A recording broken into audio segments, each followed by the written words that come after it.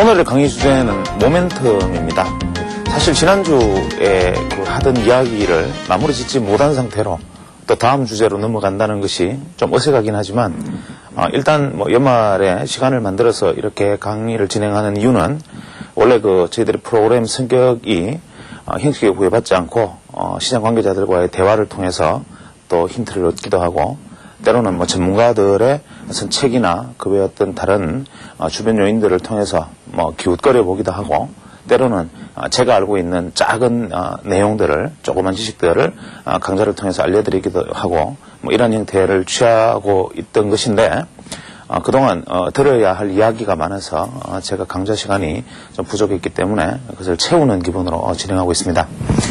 일단 내년부터는 오늘 지금 진행된 지난 3시간 동안 진행되는 이 강좌를 제목으로 삼고 다시 그 안으로 들어가서 깊이 있는 이야기의 강의 주제를 다시 잡고 들어가 볼까 하는 생각입니다.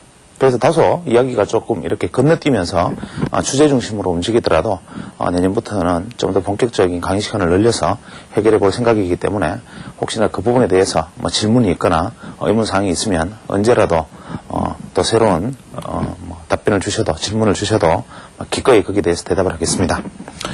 원래 오늘의 주제 모멘텀 이것은 원래 주식시장에서 가장 이제 화두가 되는 내용이지요. 가장 중요한 보통 사람들이 모멘텀이 어떻다, 현재 시장의 모멘텀이 약화되고 있다, 강화되고 있다, 이런 이야기들을 많이 하고 있고 이것을 굳이 다른 말로 풀어 쓰자면 다들 아시겠지만 힘의 세기 이렇게 표현할 수 있겠습니다.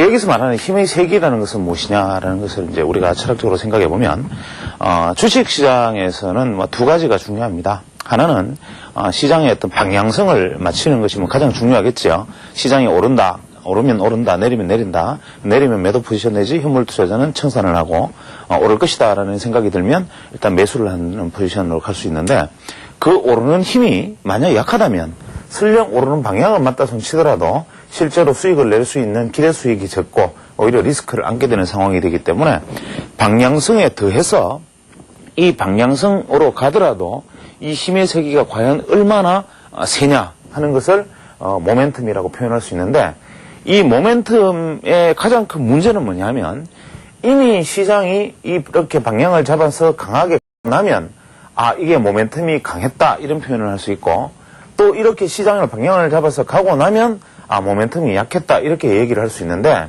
항상 시장에서 가장 문제가 되는 것은 우리가 이제 후행성의 문제죠.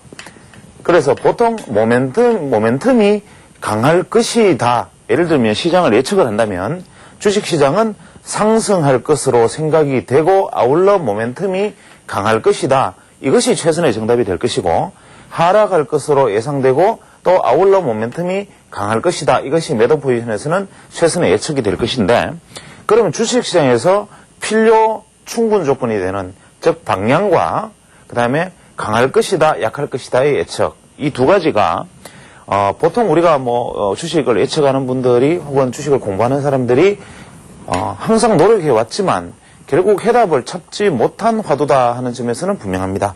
예를 들어서 주식시장의 방향성을 예측하는 것도 해보면 그리 쉽지 않았고, 아직까지 유사일에 주식시장의 방향을 예측한 사람은 아무도 없다. 심지어는 펀드 매니저가 원숭이보다 못하다. 이런 얘기가 나온다면 이 모멘텀 역시도 그러할 텐데, 우리가 주식시장에 대한 방향성을 예측하는 여러 가지 방법들이 수도 없이 나와 있지만 이 모멘텀을 예측하는 방향성의 지표들은 모멘텀의 지표들은 우리가 흔히 이제 가장 손쉽게 알 수 있는 방법이 일반적으로는 보조지표를 이용하는 방법입니다.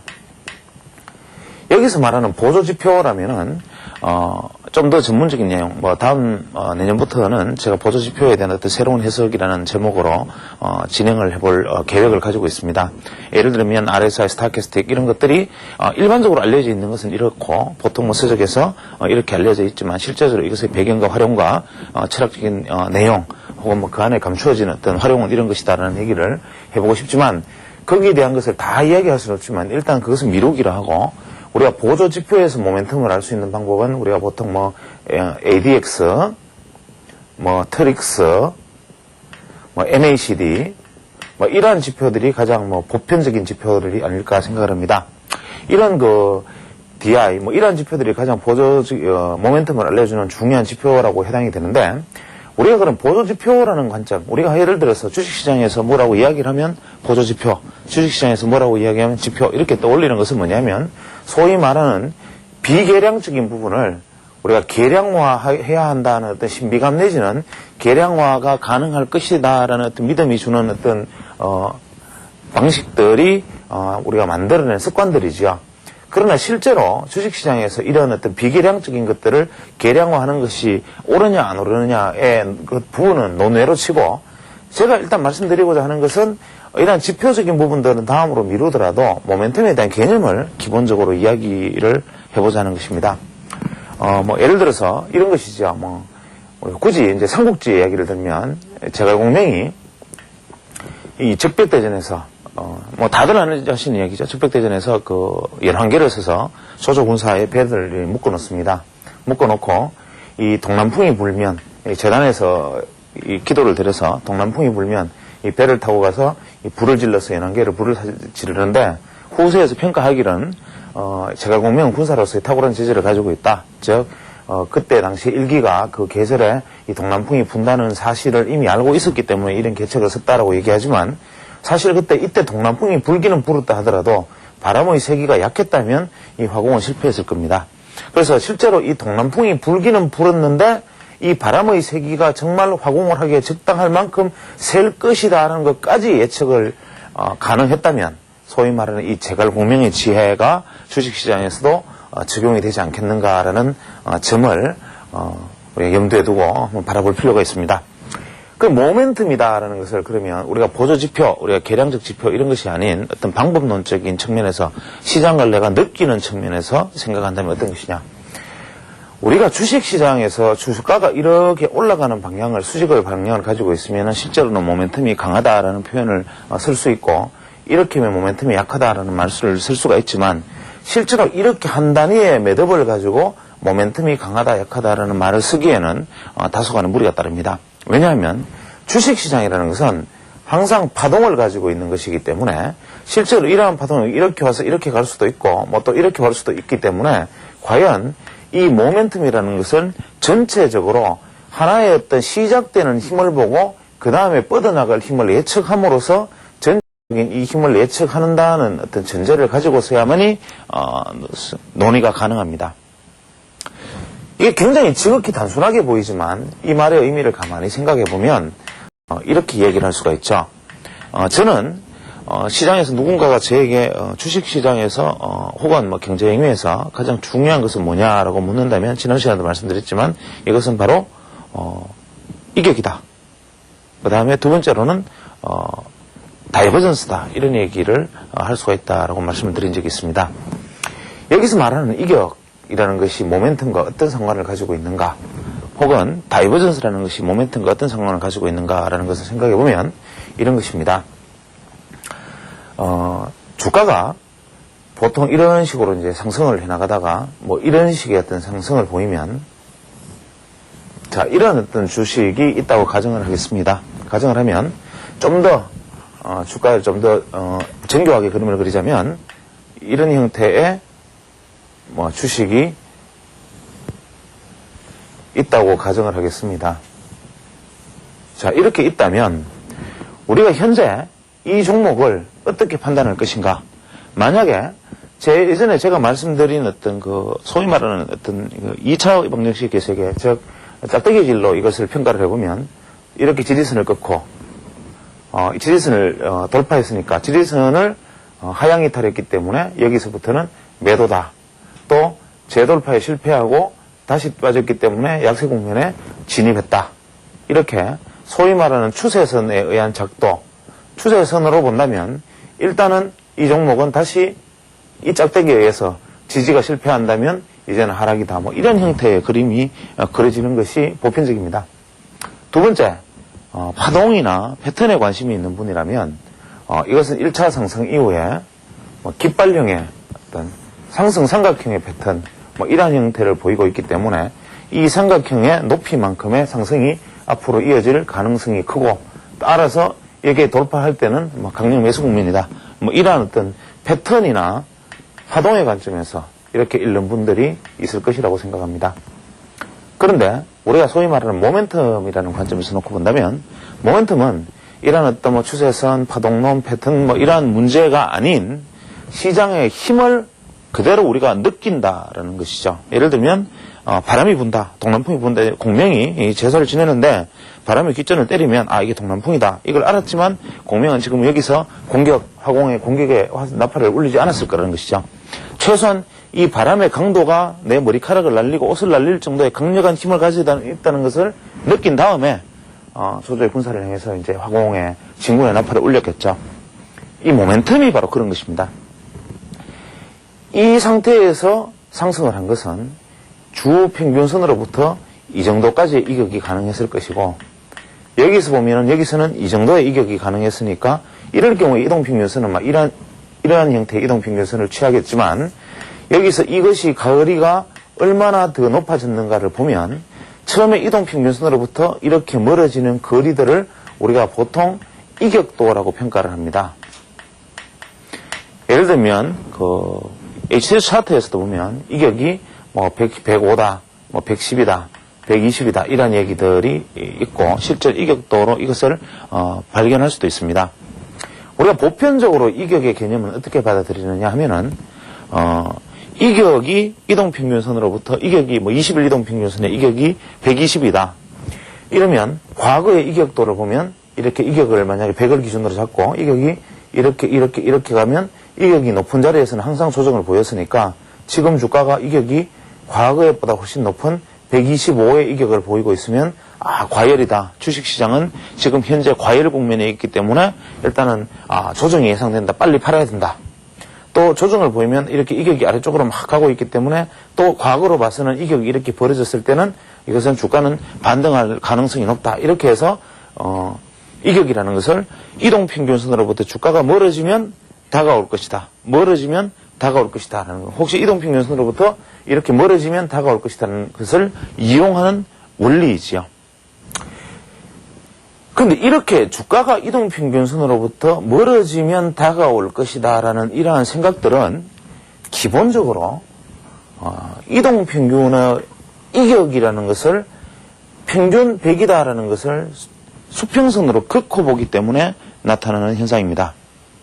무슨 얘기냐면 우리가 20일 이격을 보면 20일 이동평균선, 60일 이격을 보면 60일 이동평균선 이런 부분들은 20일 이동평균선은 주가가 상승하면 이렇게, 5일 이동평균선은 이렇게, 60일 이동평균선은 이렇게, 120일 이동평균선은 이렇게 와 있다면 현재의 주가가 여기라면 120일 이동평균선으로부터 이격은 얼마, 60일은 얼마, 20일은 얼마 이렇게 수치가 나타날 텐데 이것을 이동평균 값을 중간에 놓고 거기서부터 벌어진 값을 중심으로 이격을 바라보기 때문에 우리는 이것을 단순하게 이격의 높낮이만 보고 이격의 과열과 침체만 바라보는 것이죠. 그렇지만 실제로 이격의 가장 큰 함정은 무엇이냐면 실제로 중심이 되는 이동평균선은 옆으로 수평선이 아니라 이렇게 누워있고 곡선화되어 있다는 것이죠. 이렇게 곡선화되어 있는 이동평균선을 수평선의 기준값을 두고 거기서로부터 주가가 벌어진 값만 높낮이를 보기 때문에 과열과 침체의 시각으로밖에 이것을 바라보지를 못합니다. 이야기가 조금 옆으로 바깥쪽으로 세어버린 감은 있지만 그렇다면 제가 이격에서 봐야 한다라고 말씀드리는 것은 무엇이냐면 오히려 이격이 확대되느냐 축소되느냐의 부분이라는 것이죠. 예를 들면 현재 이 상황이라면 자 이렇게 그림을 그려놓은 상황에서 아까 말씀드린 대로 파동론이나 그 패턴의 입장에서는 삼각형 패턴이니까 언제 이것을 돌파하느냐의 여부만 관찰하고 있다가 돌파하면 매수할 준비만 하고 있을 것이고 이 짝대기질을 잘하는 사람들은 지금 약세 국면에 도달했기 때문에 다시 돌파해 나가지 않는 하는 약세 마인드를 가지고 있을 것이고 또 다른 방식으로 보는 사람들은 다른 이유를 가지고 보겠지만 우리가 소위 말하는 모멘텀이라는 관점에서 이것을 본다면 현재 이것은 굉장히 주가에서 부정적인 상황을 만들어주고 있는 것이죠.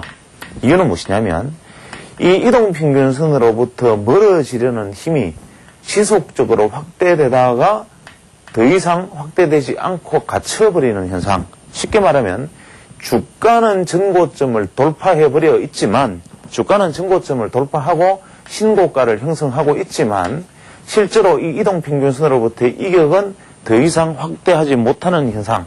예를 들면 이것을 우리가 수평적인 이격도라는 관점에서 놓고 본다면 이격이 이러한 형태로 움직이다가 이격이 이렇게 가는 현상. 이격은 낮아지고 있고 주가는 높아지고 있는 현상. 이것도 넓은 의미에서는 다이버전스라고 볼 수가 있지요. 이러한 것들을 우리가 실제로 모멘텀의 힘의 실체라고 볼 수 있습니다. 다시 설명을 하면 주식은 기본적으로 약속입니다. 컨센서스. 시장의 모든 사람들이 약속을 했습니다.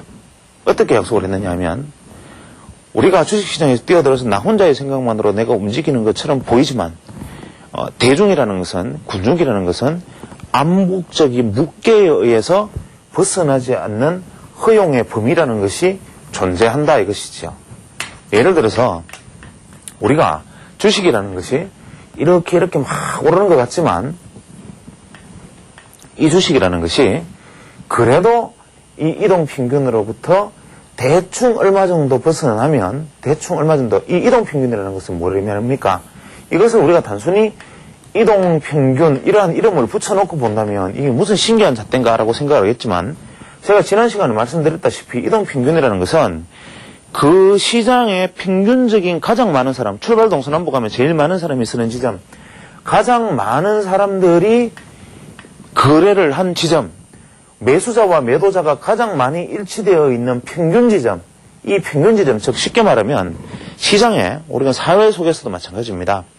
보편적으로 모든 사람들은 이렇게 살아가는데 대부분의 사람은 이렇게 살아가는데 어쩌다가 기인들은 보면은 뭐 산속에 들어가서 뭐 솔잎을 따먹고 그냥 뭐 살기도 하고 또 어떤 사람들은 보면 뭐 황제 다이어트 한답시고 고기만 먹고 살기도 하고 뭐 이러한 기행들을 하지만 이렇게 기행들을 하긴 하지만 그래도 그 솔잎을 따먹든 벌꿀을 따먹든 어쨌거나 간에 그래도 먹고 산다라는 기본적 원칙을 벗어날 수 없고 고기만 먹고 다이어트를 하든 치즈만 먹고 다이어트를 하든 어쨌거나 이 사람도 먹고 사는 것은 다름없다. 또는 대부분 사람들이 뭐 화를 낸다 하더라도 다른 사람에게 좀 극단적인 경우로 화를 낼 사람 중에 좀 되게 극단적인 사람은 몽둥이로 사람을 때리는 경우는 있어도 화가 좀 난다고 해서 사람을 칼로 찌르는 사람은 이 일반적인 사회적 약속의 범위를 벗어나는 사람이죠. 바로 주식이라는 것이 그때 우리가 어떤 식으로 나를 약올리면 우리가 사회 속에서 어떤 사람이 나를 약올렸을 때 요만큼 약올리면 주먹으로 때리고 요만큼 3번 약올리면 몽둥이로 때리고 여기서 좀 더 약을 올리면 칼로 찌르겠다. 이런 교육을 받은 적도 없고 이런 컨센서스를 우리가 대중이 약속을 한 적도 없지만 우리는 대중은 느낍니다. 신문기사를 보다가 누가 공중전화 오래 건다고 몽둥이로 팼다. 그러면 쩌쩌쩌 혀를 찹니다. 그런데 공중전화 오래 건다고 칼로 찔렀다. 이거는 모든 사람이 경악을 할 만한 밖으로 튀어나갈 만한 사건이지요. 문제는 칼로 찌르는 사람이 어쩌다 한번 나오면 사건이지만 만약에 시도 때도 없이 오늘 내일 모레 계속 공중전화를 칼로 찌르고 누가 쳐다본다고 뭐 총으로 쏘고 누가 옆에 가서 어깨로 부딪힌다고 해서 뭐 불을 지르고 만약 이런 사건들이 계속 벌어졌다고 생각하면 사람들이 이 정도에 놀라지도 않을 겁니다. 그때는 화가 나다 보면 총 맞을 수도 있어. 공중전화 오래 걸면 총 맞을 수도 있어 라는 컨센서스가 이렇게 생겨버립니다. 그 다음에는 대부분의 사람들은 이제는 누가 화가 나면 나는 우리 동네에 불을 질러 이런 정도나 돼야 놀라겠죠. 이런 것이 바로 컨센서스지요. 이게 바로 우리가 말하는 소위 말하는 모멘텀의 실체입니다. 주식시장이라는 것도 우리가 교육받은 적 없고 가르쳐준 적 없고 아무것도 해온 적은 없지만 소위 말하는 가장 많은 사람이 사왔던 이 지점, 이 평균값으로부터 이 주가가 일정 부분 멀어지면 심리적으로 너무 많이 멀어졌다라는 것이 나도 모르게 투자자들로부터 느껴지는 약속되는 지점이라는 거죠. 이것은 대부분의 사람들, 소위 말하는 일반적인 투자자들은 다 같이 이쯤 벌어지면 이건 조정이 필요해, 좀 쉬어야 된다. 아무리 용기가 있는 사람도 이 지점에서는 도저히 살 수가 없다. 이런 지점이 있고 이 이동평균선으로부터 떨어지면 지나칠 정도로 떨어졌다. 이 이상 떨어지기는 곤란하다. 이런 식의 컨센서스가 형성되면서 매수 세력이 등장하기 시작합니다. 그렇기 때문에 주가는 오르고 내리고 하는 것이죠. 그런데 주식은 이 모든 주식이 이렇게 움직이는 것이 아니라 어떤 주식은 이 이동평균으로부터 이렇게 움직이는 종목이 있고 또 이동평균으로부터 이렇게 움직이는 종목이 있고 어떤 종목은 이동평균선을 따라서 이렇게 움직이는 종목도 있습니다. 또 실제로 멀어지는 것은 그러하다 하더라도 우리가 주가가 만약에 이런 식으로 막 급등을 해버리는 주식이 있다고 가정하면 우리 이동평균이 이렇게 따라올 힘이 없이 약속된 지점은 이 정도인데 이 격은 이 정도였는데 이 밖으로 나간 것은 대부분의 우리가 컨센서스로 치면 비상식인데 여기서 매매가 이루어진다 이거죠. 그러면 소위 말하는 우리가 상식의 범위와 비상식의 범위를 넘는 지점, 이게 바로 무엇이냐 하면 상식의 범위 안에 들어갈 수 있는 지점이 바로 일반적으로 우리가 시장에서 시세 형성의 보편적인 1대1의 대응의 힘입니다.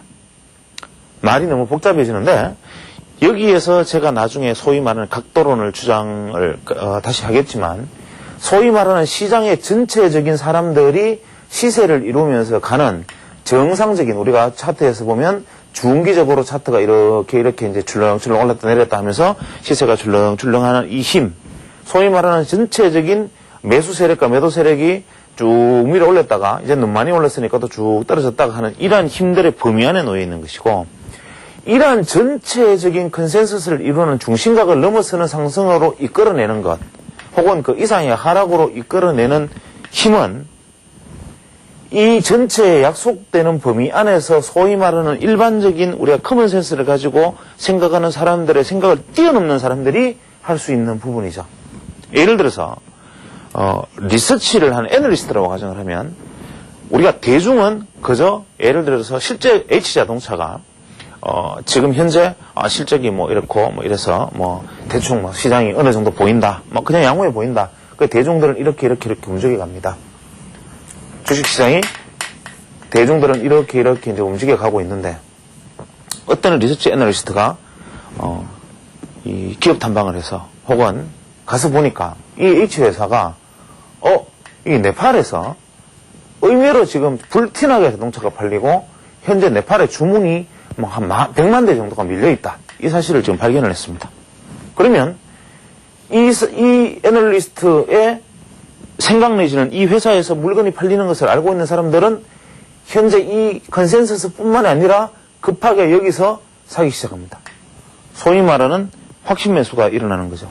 이러한 어떤 리서치의 확신 매수. 두 번째로는 이런 리서치가 아니라 전략가들의 예를 들면 앞으로 향후 수급 상황으로 보았을 때 펀드 내부에 돈들이 지금 들어오고 있고 이 펀드 자금들이 내년에 연기금이 이렇게 들어오고 돈이 움직인다면 이 돈으로는 현재 모든 사람들이 우량주를 살려고 들 것이고 그 중에서도 그 과히 오르지 않고 무난한 우량주를 살려면 이 H자동차를 살려고 들 것이다. 미리 사자. 이건 오르는 것이 확실하다. 이렇게 해서 들어오는 펀드가 또 있다고 가정을 하고 혹은 뭐 어떤 소버린 같은 어떤 그런 못되는 외국계 증권사처럼 이런 증권사가 모 기업의 어떤 자금 담당 핵심 무엇을 알아가지고 비리를 알고 난 다음에 만약에 고발을 해서 이 기업이 몰래 확 떨어지면 매집하겠다 이런 생각을 가지고 있다고 생각한다면 또 이 사람들도 여기서 살 것이고 뭐 이러한 형태로 주식은 이루어질 것이죠. 그래서 이것은 무엇을 의미하느냐 하면 우리가 소위 말하는 이러한 어떤 가능성, 이 이평선으로부터 벗어날 수 있는 보편적인 힘을 돌파해 나간다라는 것은 소위 말하는 소신 매수자의 비율이 높다 이렇게 해석할 수 있죠. 다만 이것의 어떤 극점에 이르면 소위 말하는 대중의 학습 효과에 의해서 부하 내동자가 극점이 오는 지점이 있지만 이것은 다음번에 논의하기로 하고 일단은 이러한 컨센서스를 깨어나가는 힘은 소신 매수자만이 할 수 있다라는 것을 생각한다면 예를 들어서 주가가 지금 현재 4만 원에서 5만 원이 됐고 5만 원에서 5만 5천 원이 됐고 막 계속 주가가 올라갑니다. 그러면 이 주가가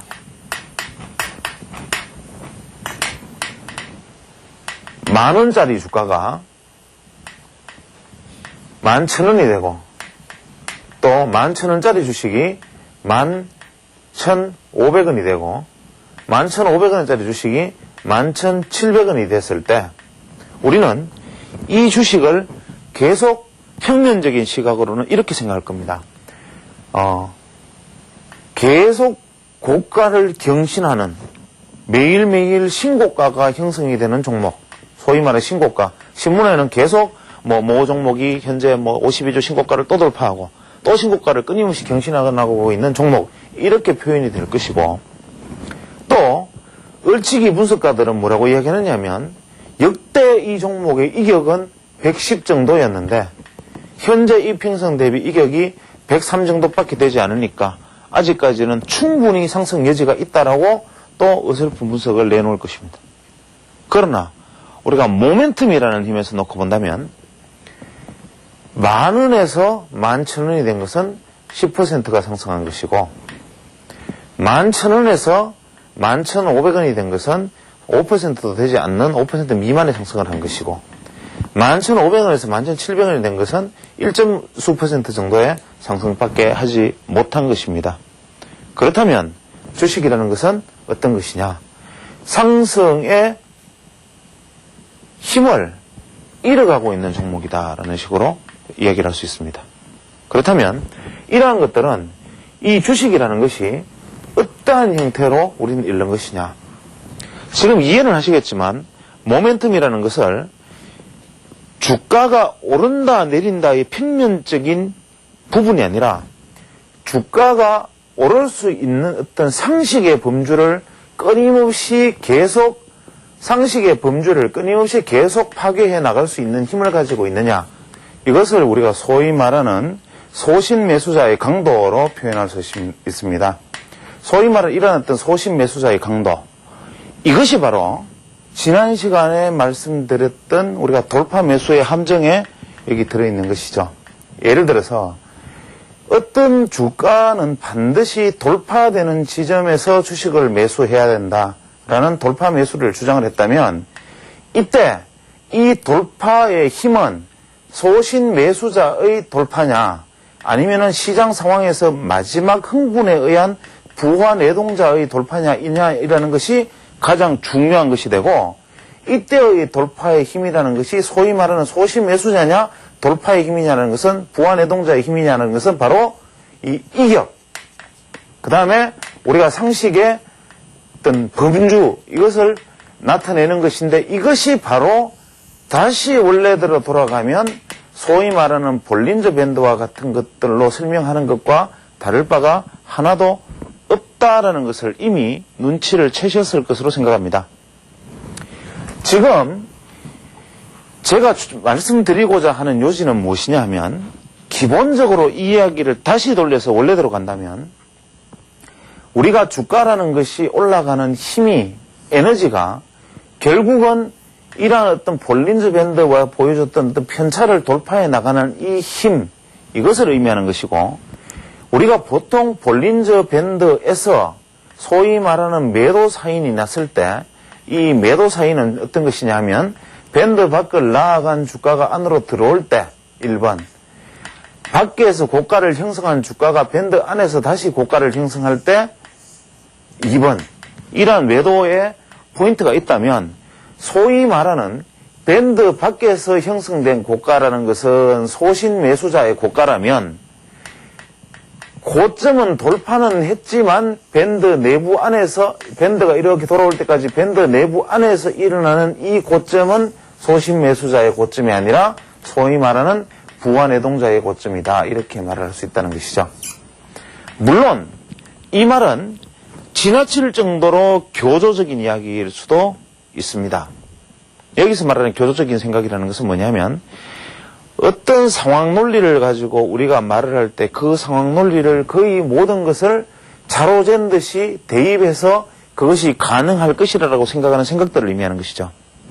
주식이라는 것은 살아 움직이는 생물이기 때문에 모든 환경에서 이것은 이러할 것이다, 자로돼서 우리가 붕어박을 찍어내듯이 이러한 형태로 나아갈 것이다라는 생각이 아니라, 기본적으로 우리가 바람이 스칠 때 이 바람의 방향이 동남풍이다가 중요한 게 아니라, 그것이 바람의 강도가 불을 지를 수 있는 강도냐 아니냐라는 것을 우리는 시장에서 캐치를 하고 시장을 접근해야 된다는 것이죠.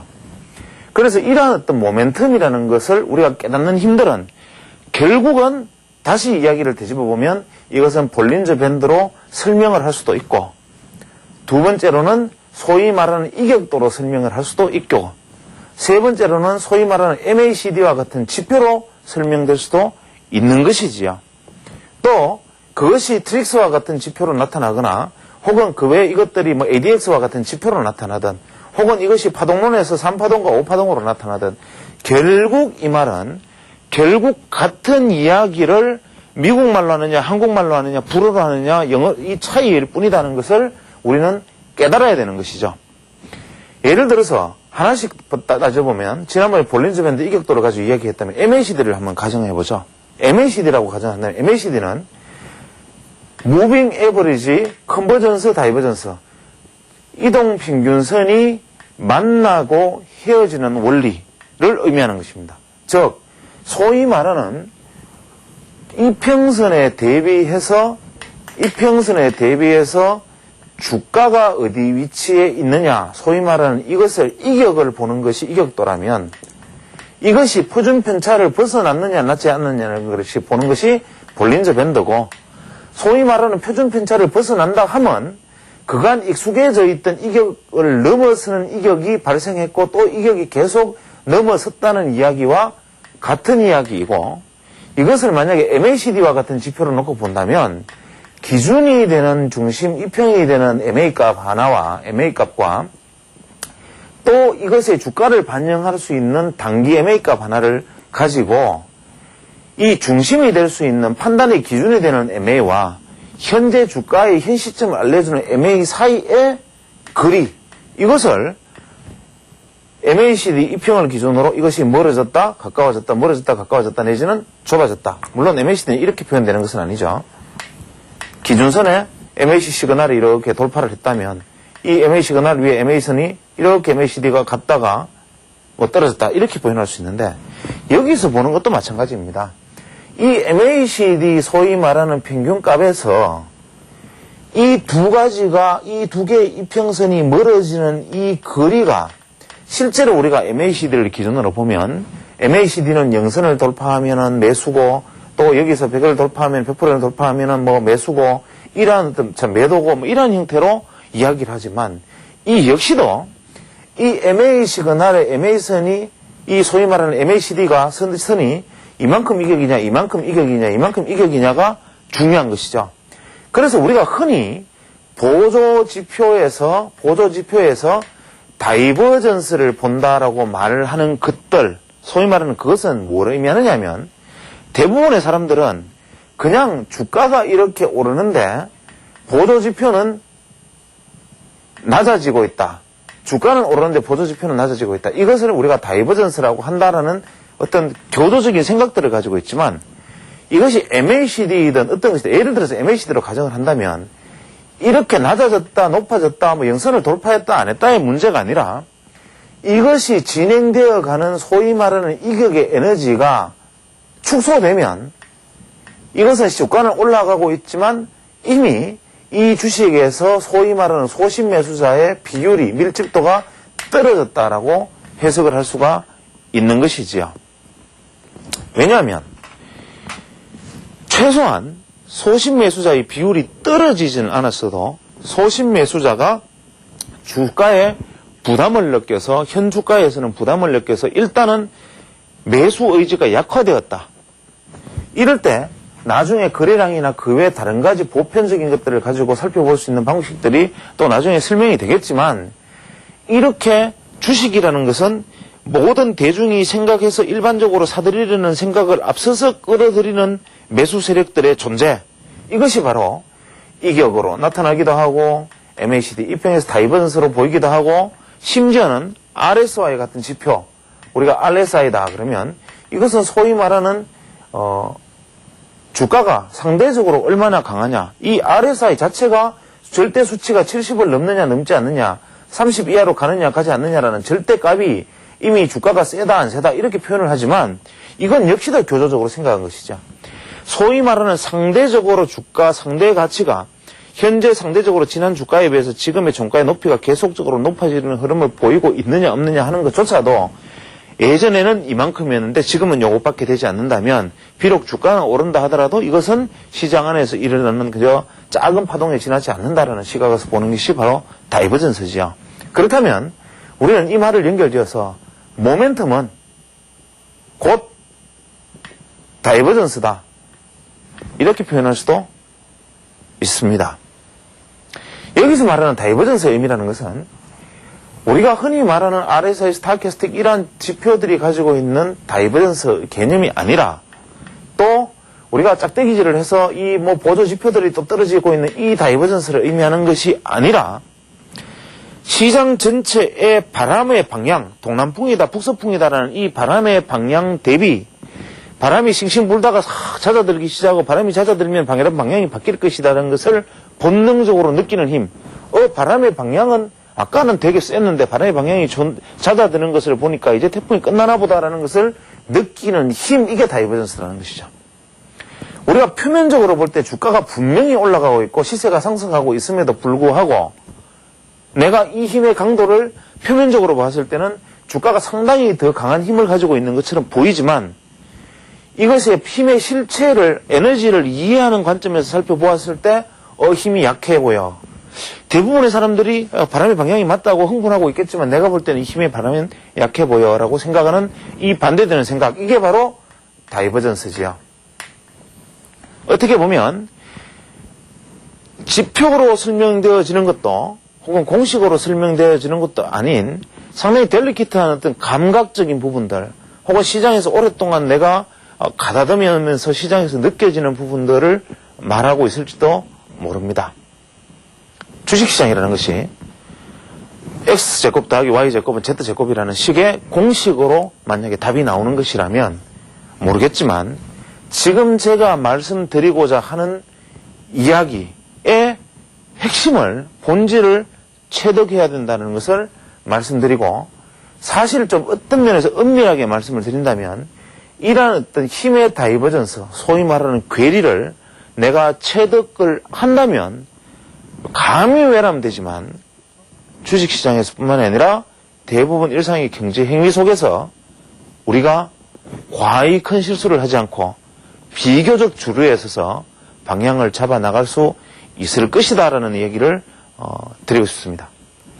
우리가 이러한 것들을 설명을 해나가는 과정들을 이제 계속 제가 거리량에 빗대어서 혹은 각도 빗대어서 다양한 얘기를 해나가겠지만 실제로 우리가 중요한 것은 뭐냐면 결국 가르쳐주는 어떠한 무엇보다도 내가 체득했던 느낌이 더 중요하다는 것을 사실은 언젠가는 절실히 깨닫는 지점, 그러한 시점이 생깁니다.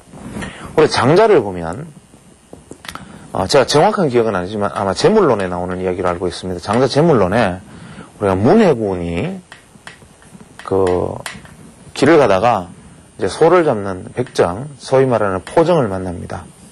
고기를 살려 그러는데 포정이 이 고기를 베어내는 솜씨가 하도 절묘해서 포정에게 물어봤습니다. 당신은 어떻게 해서 그렇게 소를 잘 잡느냐? 이때 포정이 답하기를 다들 아시겠지만 이런 얘기를 합니다. 원래 소를 잡는 포정이 한 1년 정도 포정을 해서 이제 포정 어느 정도 소를 잡기 시작하면 칼을 한 달 정도 되면 칼을 바꿔야 되고, 소를 어느 정도 좀 많이 잡아본 포정은 한 1년 정도 되면 바꾸고, 나는 포정 10년째 칼을 쓰고 있지만 이 칼은 아직 한 번도 갈지도 않고 그대로 날이 살아 있습니다. 이런 얘기를 합니다. 그 이유는 뭐냐면 여러 가지 중간에 이야기는 생략하고 저는 가장 인상 깊었던 대목을 바로 이 대목이라고 생각합니다. 틈이 없는 틈을 두께가 없는 칼로,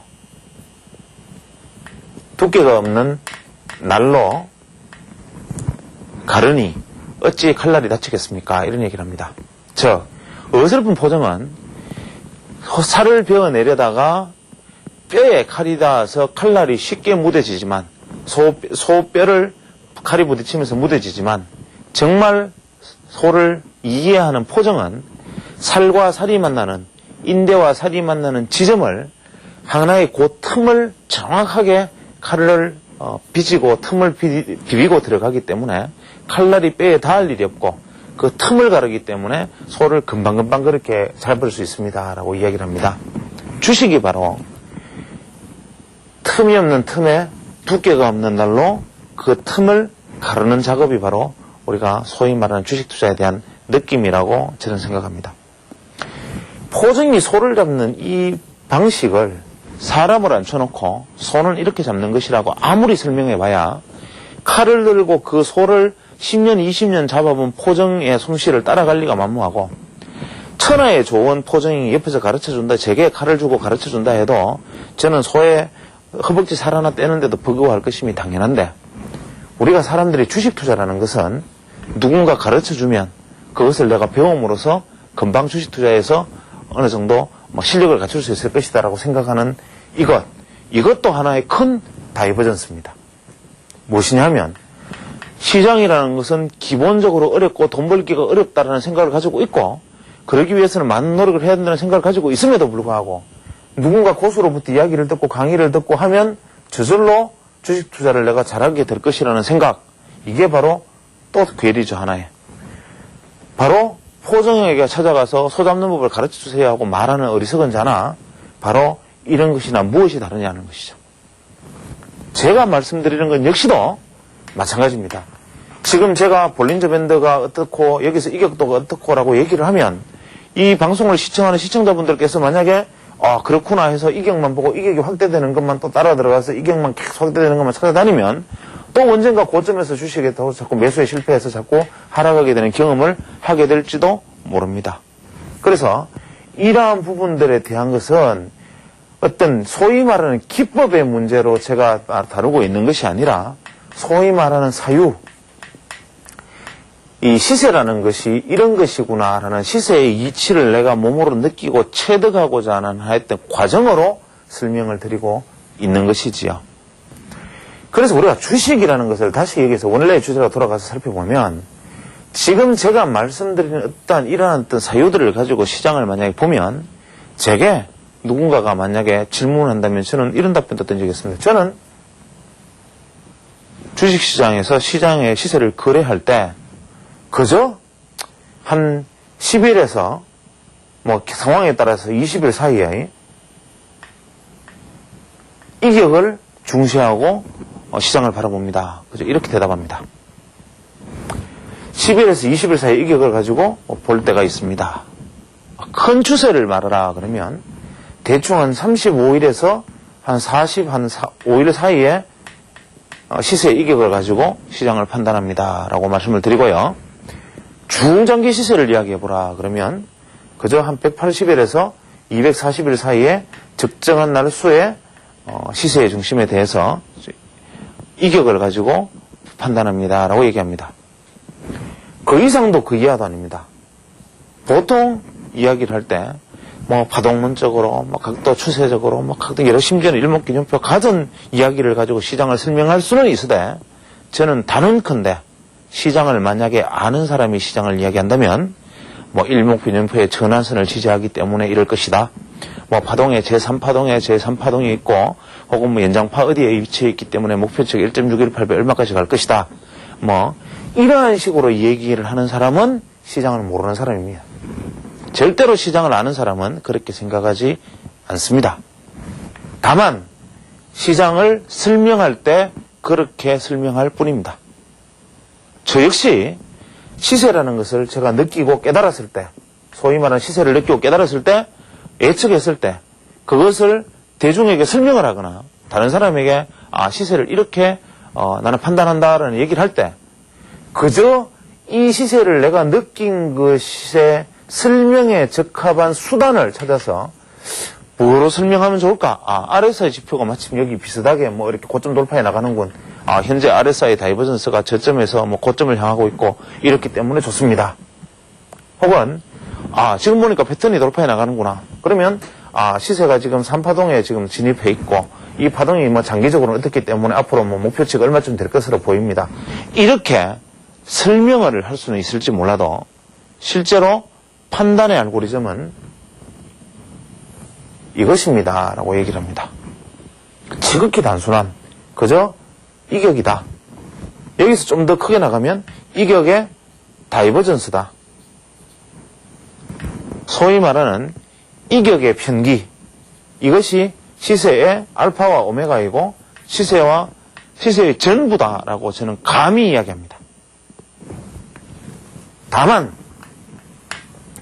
여기서 감히 시세의 전부는 시세라는 것은 이격이고 그 이격의 돌파고 그 이격의 확대고 우리가 보통 대중이 가지고 있는 컨센서스를 뛰어넘는 무엇이고 그것을 보는 눈이고 그것이 돌파되는 지점이다 라고 이야기를 하면 그것이 볼린저 밴드 며칠선을 가지고 뭐 어디를 돌파하면 어디가 되겠구나 라는 식의 생각을 하면 안 된다라는 것. 이평선이 중요하다 그랬으니까 20일 이동평균선의 이평값을 20일 이평에 뭐 이격이 보고 뭐 110에서 115를 넘어가면 됐다, 안 넘어가지 않으면 됐다, 이런 식의 방법이 아니고 MACD가 중심선을 돌파했다, MACD가 편기가 생겼다 안 생겼다 이런 식의 생각이 아니고 전체적으로 소위 말하는 시세의 힘, 이것을 이해하고 느껴야지 이러한 따위는 문자 그대로 시장에서 그저 말을 해서 먹고 사는 사람들에게 필요한 그저 껍데기에 지나지 않는 것이다라는 점을 투자자들이 알아야 됩니다. 그래서 주식 투자를 하는 대중은 혹은 땅을 사고 팔던 땅 투기를 하는 대중은 내가 현재 판단하고 있는 이 생각, 내가 놓여져 있는 눈, 현재 내가 접근하고자 하는 이 시세가 전체 대중의 약속된 범위 안에서 움직이고 있는 시세인가? 현재 그것을 무언가가 방향의 물꼬를 틀려고 덤비는 현재 어떤 그러한 상황인가?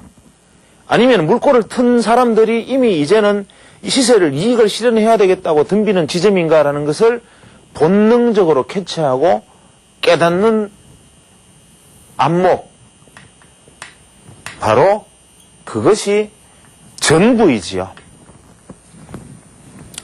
저는 제가 지금 이 말씀을 드리면서 상당히 추상적으로 들리거나 혹은 솔깃하게 들리는 부분이 있을 거라는 것을 잘 알고 있습니다.